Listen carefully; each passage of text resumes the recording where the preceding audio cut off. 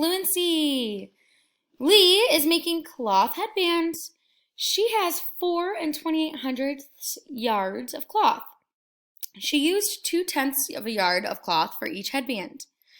How many headbands can she make from the length of the cloth that she has? So she has 4 and 28 yards of cloth. So that's how much she has. Each of the headbands use 0 and 2/10 yards. 0 and 2/10 yards of cloth.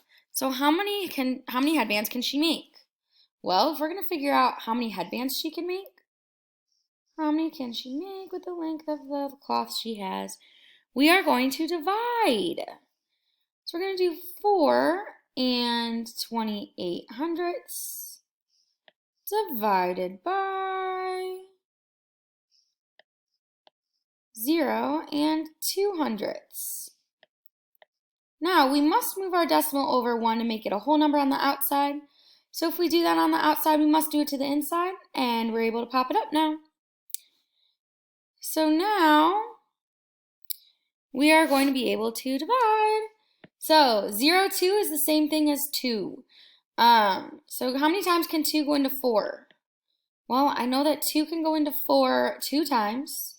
2 times 2 is 4. And then I'll subtract and I'll get 0. Bring down that 2. How many times can 2 go into 2? It can go in 1 time. 2 times 1 is 2. Subtract, I get 0. We still have that 8 to bring down. 2 can go into 8 4 times. 2 times 4 is 8. Nothing left to bring down, no remainders. This is perfect.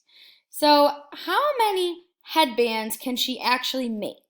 So here's the trick here. So she can make 21 and 4/10 of a headband. But how many full headbands can she make without any leftovers? She can make 21 headbands without any leftover. So our answer is going to be 21 complete headbands, or you can put 21 headbands. So I'm going to put 21 full headbands.